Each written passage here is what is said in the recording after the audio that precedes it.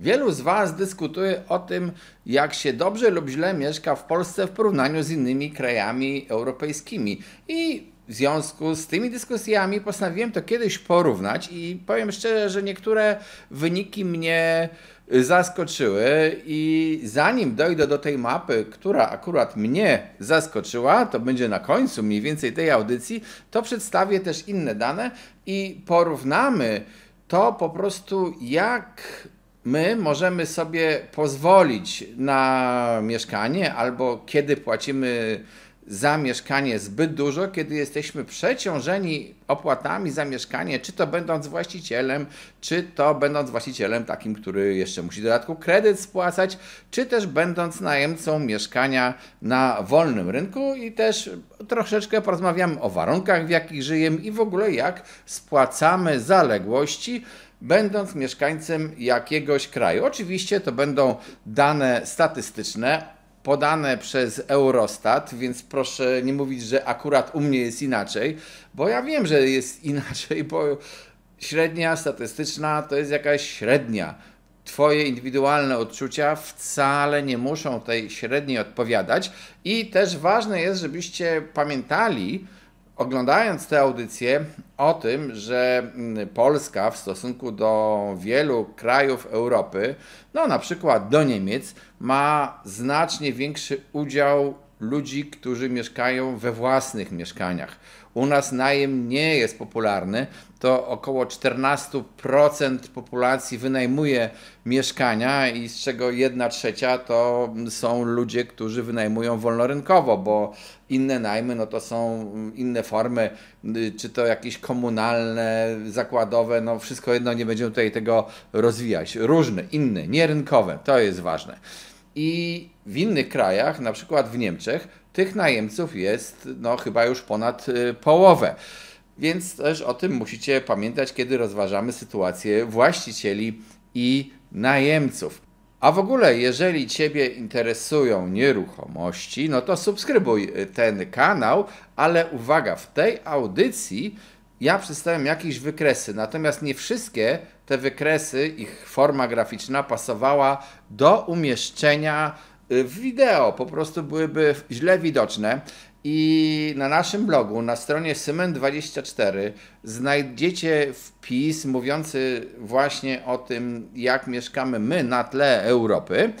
I tam będzie więcej wykresów, inne formy. Zachęcam wejść na stronę Symen24, w blog na tej stronie i zobaczyć właśnie ten wpis dotyczący tych warunków, bo tam jest dużo więcej informacji.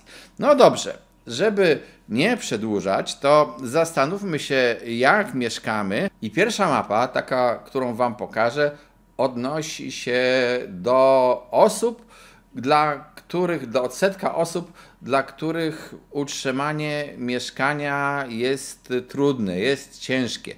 I przy czym to jest tak przyjęte, że ta statystyka i wszystkie statystyki potem dalej będą tak przyjmowane, że zakładamy, że uciążliwość utrzymania mieszkania, ponoszenia jego kosztów występuje wtedy, kiedy przekracza 40% dochodu, który jest w dyspozycji danego gospodarstwa domowego. Co to jest w ogóle dochód jeszcze w dyspozycji danego gospodarstwa domowego? To jest taki dochód na czysto, już po to, co zostaje, to ma te pieniądze, ma to gospodarstwo po odjęciu wszystkich opłat, podatków i tak dalej. Czyli to jest to, co można powiedzieć, gospodarstwo domowe dostaje na rękę, tak w uproszczeniu mówiąc. I Polska, jak widzicie, 5,6% ludzi ma kłopot, czyli spłaca więcej niż 40%, to ich kosztuje więcej. Polska. Niemcy może trochę gorzej, inne kraje gorzej, tutaj Grecja, czy tam też w ogóle wręcz fatalnie. Hiszpania 9,2, Dania 14,7, Bułgaria 15, Luksemburg, to jest najbogatszy Luksemburg, 15,3%. Swoją drogą ten najbogatszy Luksemburg, gdzie ludzie najwięcej zarabiają, nie przedstawię tutaj tej statystyki, bo jej nie przygotowałem, ale też jest liderem i to w ogóle takim, który uciekł daleko od peletonu w kategorii przestępstwa morderstwa liczone na głowę mieszkańca, więc tak to wygląda. Zobaczmy przy okazji, jak to przeciążenie zmieniało się w Polsce i w Europie. Niebieska linia to jest Europa, zielona linia Polska. Jak widać, w ogóle przeciążenie tym mieszkaniem było kiedyś większe, ono tak stopniowo spadało i w ostatnich 2 latach, bo dane są do 2022 roku, znowu wzrosło niestety, ale podobnie wzrosło w całej Europie. Zobaczmy natomiast, jak to wygląda najpierw w kategorii ludzi, którzy są właścicielami mieszkania i nie płacą kredytu. I ci, którzy nie płacą kredytu, nie mają kredytu, w tej grupie ci, którzy płacą więcej niż 40% swojego przychodu, w Holandii 13,8%, w Grecji 22,7% tych ludzi jest. Francja i Portugalia wybijają się i zobaczmy to jeszcze na wykresie, jak to wygląda. Na zielono jest Polska, ta fioletowa linia to Niemcy, tutaj ta pomarańczowa na dole to Francja. Widać, że Francja znacznie lepiej się czuje niż Polska w tej kategorii. Kropkowane linie to Unia Europejska. Przypominam jeszcze raz, że na stronie Symen24 te wykresy być może zobaczycie w lepszej formie, nawet z pewnością, i tam też dodatkowo jeszcze więcej wykresów, więc zachęcam, żeby tam zajrzeć. Zobaczmy na tych przeciążonych z kredytem. Właścicieli, którzy mają kredyt, ich jest 4,5% w Polsce. Widać, że Francja nadal przoduje, tam dość łatwo się spłaca te mieszkania z kredytem. W Niemczech gorzej, na Węgrzech gorzej niż w Polsce. Te kraje czarne, no to nie ma danych, ale tak szczerze mówiąc od razu powiem, Turcja najlepiej w ogóle nie wygląda w żadnej statystyce. Jeżeli chcecie statystyki z innych lat, no to po prostu trzeba zajrzeć na stronę Eurostatu. Ale dlaczego się możecie zdziwić, dlaczego ci, którzy niby płacą kredyt i ich jest tylko 4,5%, którzy mają problem, a ci, którzy nie płacą kredytu, ich jest 4,9%. Dlaczego niby ci, którzy spłacają kredyt, mają lepiej? I to jest też taka, trzeba powiedzieć, magia troszeczkę statystyki, bo trzeba pamiętać, że ci, co nie mają kredytu, to są różni ludzie, ale mieszkają z dawien dawna. Jeżeli chodzi o Polskę, to mieszkają oni z dawien dawna w swoich mieszkaniach. Są to czasami starsze osoby, które mają słabe przychody i gospodarstwa domowe mają słabe przychody, ale też mieszkają w mieszkaniach, za które płacą to, co tak nazywamy tym czynszem do administracji, czyli utrzymują te bieżące koszty utrzymania nieruchomości. Nie płacą żadnemu na przykład właścicielowi i nie spłacają kredytu, więc mimo małych dochodów mogą być w dobrej sytuacji. Natomiast ci, którzy wzięli kredyt i mają kredyt, no to bardzo często byli ludzie, którzy po prostu dość dobrze zarabiają, bo w Polsce, żeby w ogóle wziąć kredyt, no to trzeba było dość dobrze zarabiać. Banki też podchodziły dosyć ostrożnie do udzielania kredytów, o czym będzie jeszcze na końcu w ogóle tej audycji o spłacalności kredytów i tak dalej. I stąd ten taki dobry wynik.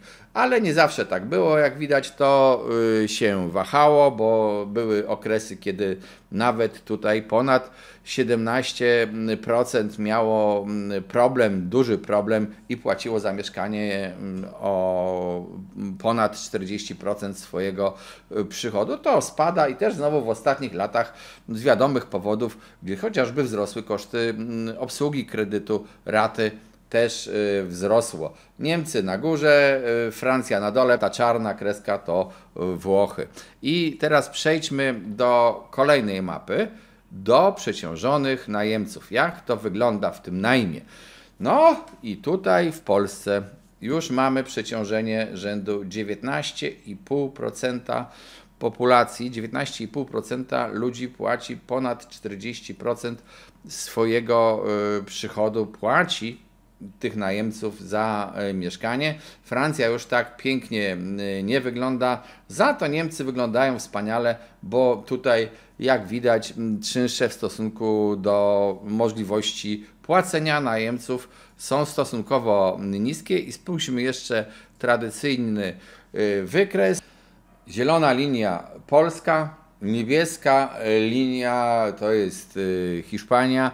Nic dziwnego, że tam tak popularni są ocupados, bo jeżeli mają problemy ludzie z płaceniem czynszu, no to wolą wynajmować w cudzysłowie, napadać na mieszkania, okupować. I to jest ogromny problem Hiszpanii i mam nadzieję, że oni te prawo zezwalające na okupację czyjegoś mieszkania wreszcie zmienią, chociaż no, trudno powiedzieć, kiedy to nastąpi. W Polsce też wiele osób wie, wielu polityków nawet wie o tym, że ustawa o ochronie lokatorów nie jest najlepszą ustawą, bo wprowadza nierówność między najemcą a wynajmującym, ale z różnych powodów politycznych tego się nie robi.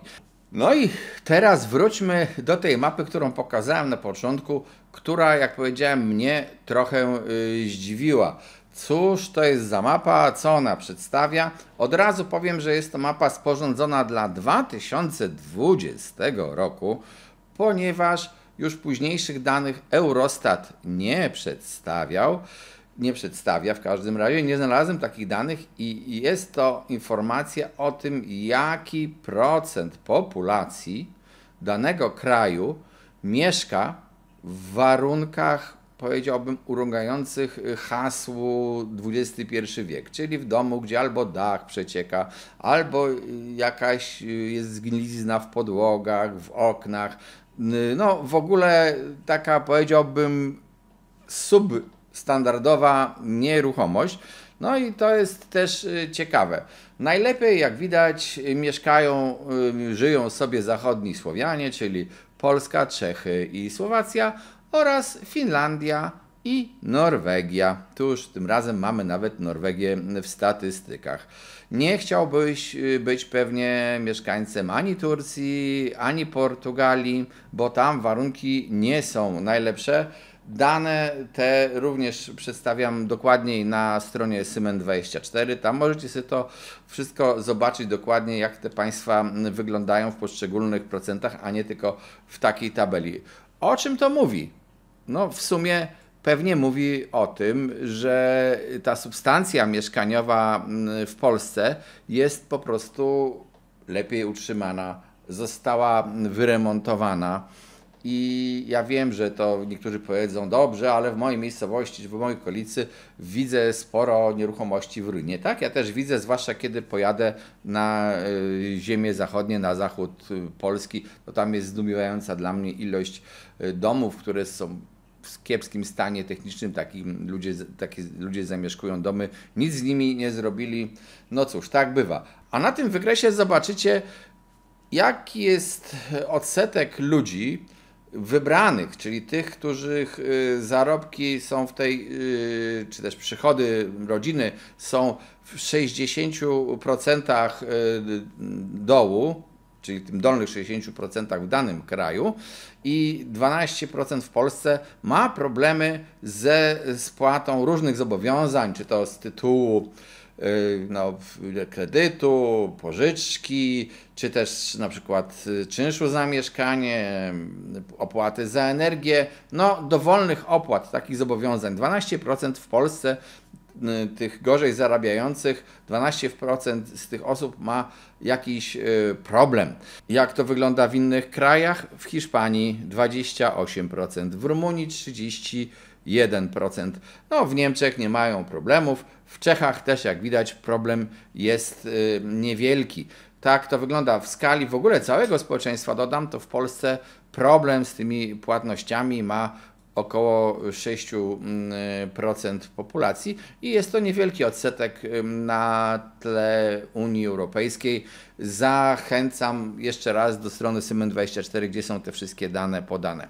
O czym to wszystko świadczy? O tym, czym te dane świadczą? Nie można powiedzieć wprost, że w Polsce mieszkania są tańsze lub droższe niż w jakimś kraju, bo byśmy musieli przeliczać waluty i zastanawiać się, czy kurs waluty w stosunku do złotego jest prawidłowy, czy nie, czy to jest ten kurs euro, czy powinien być inny, a w innym kraju to w ogóle kurs tamtej lokalnej waluty.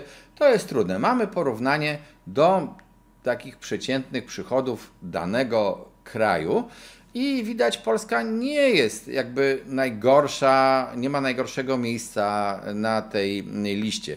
Trzeba pamiętać jeszcze raz, w Polsce jest naprawdę duży odsetek mieszkań, które stanowią własność. Nie największy w Europie, ale duży. Poza tym w Polsce ciągle brakuje mieszkań. Nie jesteśmy liderem w kategorii ilości mieszkań.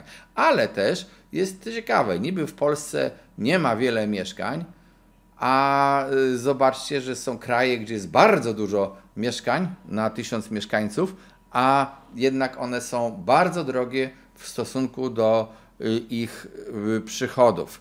Jednym słowem, można powiedzieć tak, cudze chwalicie, swego nie znacie, sami nie wiecie, co posiadacie. Polski rynek nieruchomości osiągnął duży sukces w ciągu ostatnich lat. Początkowo to po zmianie ustrojowej ruszało się bardzo powoli, ale tak stopniowo coraz więcej budowaliśmy i też coraz lepiej sobie tę przyszłość wykuwamy. Zwraca uwaga mała ilość mieszkań do wynajęcia i też bardzo duży koszt tego najmu w stosunku do zarobków najemców, co też w połączeniu na przykład z informacją, ile wynoszą raty za własne mieszkanie, to pokazuje, że z tego wynajmu po prostu korzystają ludzie ubożsi, mniej zarabiający albo będący dopiero na początku swojej drogi życia i te najmy po prostu wielu duszą, ale co też sugeruje, że jest potencjał i można dla budownictwa mieszkań na wynajem i można o nim myśleć, bo jest też grupa ludzi, którzy by chcieli mieszkać taniej i konkurencja na tym rynku jest wskazana.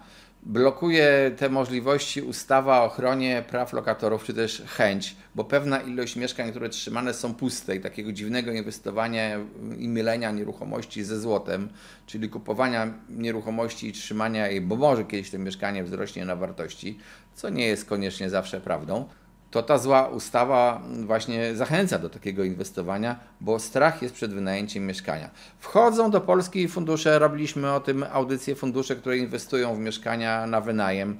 Na razie nie są istotnym graczem na rynku, mają jakieś plany i mam nadzieję, że po prostu będą wchodziły, będą profesjonalizowały ten rynek i być może dostarczą właśnie tych tańszych mieszkań. A dyskusja o tym, czy mieszkać w wynajmowanym, czy mieszkać na swoim, to nigdy nie ma rozstrzygnięcia. Jedni są zwolennikami jednej opcji, inni drugiej. Tak to wygląda. Jeżeli chcecie, żebyśmy zrobili audycję o na przykład trendach cen za mieszkania w Europie i w Polsce, takie porównanie, no to nam napiszcie, rozważymy zrobienie takiej audycji. Zasugerujcie jeszcze, co byście chcieli porównać, jak chcielibyście porównać Polskę z Europą. To też, mówię, rozważymy taką audycję. Tych, którzy chcą wiedzieć więcej o nieruchomościach, zapraszam na szkolenia na symen24.pl. No, jeżeli jesteście zainteresowani rynkiem nieruchomości, koniecznie subskrybujcie ten kanał, piszcie nam w komentarzach sugestie nowych audycji i zachęcam też do wspierania, bo zobaczcie sobie na te filmy, które są dostępne tylko dla wspierających. Może Was to zachęci do wspierania tego kanału. Cześć, trzymajcie się.